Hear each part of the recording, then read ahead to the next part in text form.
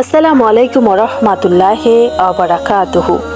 ইবলিশ ও জিন সম্পর্কে মহান আল্লাহ তাআলা মানুষকে যতটুকু জানিয়েছেন, এর বাইরে তাদের অব্যয় আকৃতি ও ক্ষমতা সম্পর্কে মানুষ তেমন কিছুই জানে না। মানুষের মতো জিনদেরও চোখ, কান ও হৃদয় আছে। মহান আল্লাহ তাআলা বলেন, আমি অনেক জিন ও মানুষকে সৃষ্টি করেছি জাহান্নামের জন্য। তাদের হৃদয় আছে, কিন্তু তা দিয়ে তারা অনুধাবন করে না। তাদের চোখ আছে, কিন্তু তা দিয়ে তারা দেখে না। তাদের কান আছে, কিন্তু তা দিয়ে তারা শোনে না। তারা চতুষ্পদ জন্তুর মতো, বরং তার থেকেও নীচ। তারাই অমনোযোগী। সূরা আরাফ 179। বিশুদ্ধ সূত্রে বর্ণিত কিছু হাদিস থেকে জানা যায়, শয়তানদের জিহ্বা ও লালা আছে। আবু সাইদ খুদরি রাদিয়াল্লাহু আনহু বলেন, তিনি একবার রাসূল করিম সাল্লাল্লাহু আলাইহি সাল্লামের পেছনে ফজরের নামাজ আদায় করছিলেন।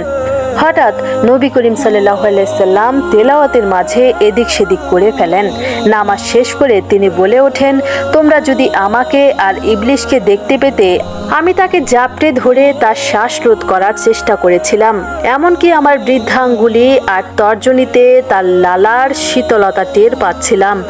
আমার ভাই সুলাইমানের দোয়া না থাকলে আজ সকলে তোমরা তাকে মসজিদের খুঁটিতে বাঁধা অবস্থায় পেতে, আর মদিনার বাচ্চারা তাকে নিয়ে খেলা করত।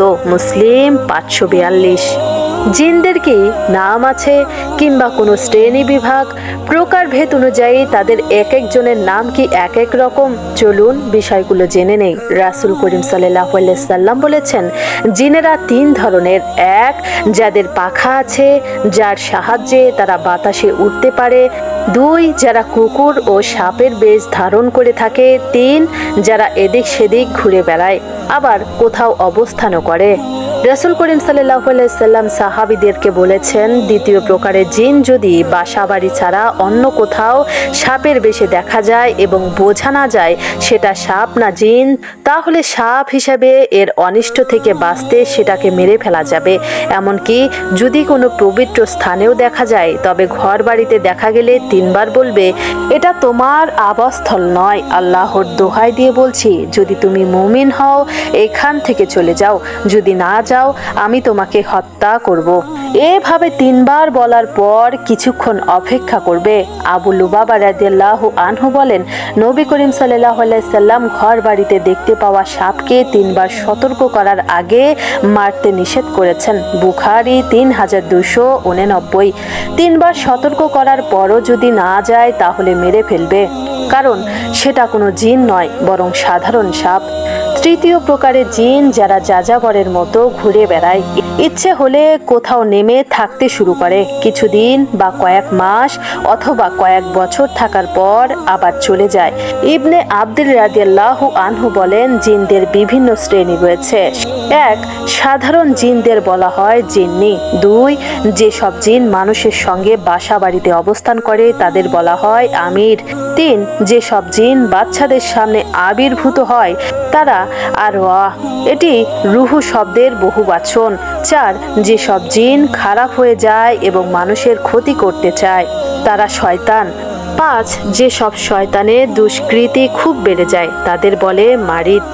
6, যারা শক্তিশালী ও দুশ্চরিত্র হয়ে ওঠে তাদের বলা হয় ইফরিত।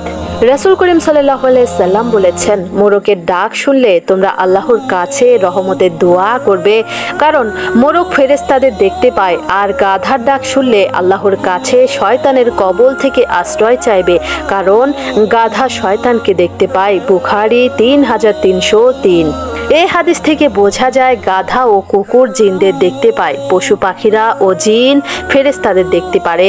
এতে অবাক হওয়ার কিছুই নেই। মহান আল্লাহ তাআলা প্রাণীদের এমন অনেক ক্ষমতা দিয়েছেন যা মানুষদের দেননি। নির্দিষ্ট প্রাণীর আচরণ পর্যবেক্ষণ করে ভূমিকম্পের সম্ভাবনা নির্ণয় করা হয়। ভূমিকম্পের আগমন টের পেলে এসব প্রাণী খুব দ্রুত লাফিয়ে বেড়ায়। বিপদ খুব কাছে চলে এলে এরা কান পেতে তা শোনে। এরা এমন সব আওয়াজ শোনে যা মানুষ শুনতে পারে না।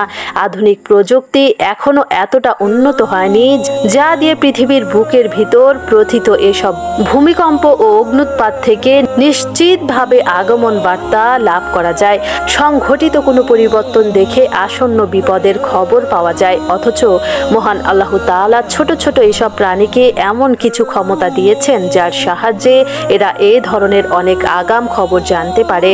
মহান আল্লাহ তাআলা পশু পাখিদের বিশেষ ক্ষমতা দিয়েছেন, তাই তারা জিন ও ফেরেশতাদের দেখতে পারে। এতে আশ্চর্যের কিছু নেই। ইমাম বুখারী মুসআব ইবনে উমাইর রাদিয়াল্লাহু আনহু এর ঘটনা উল্লেখ করেছেন। তার ঘোড়া রাতে কোরআন তেলাওয়াতের সময় যে ছোটাছুটি করছিল তা মূলত ফেরেশতাদের দেখার কারণে। রাসূল করিম সাল্লাল্লাহু আলাইহি সাল্লাম মুসআব রাদিয়াল্লাহু আনহুকে বলেন, তারা ছিল ফেরেশতা, তোমার সুমধুর তেলাওয়াত শুনতে তারা জড়ো হয়েছিল। যদি তুমি তেলাওয়াত করতেই থাকতে সকল মানুষ তাদের দেখতে পেত, তারাও মানুষদের থেকে আড়াল হতো না। বুখারী হাদিস 5018।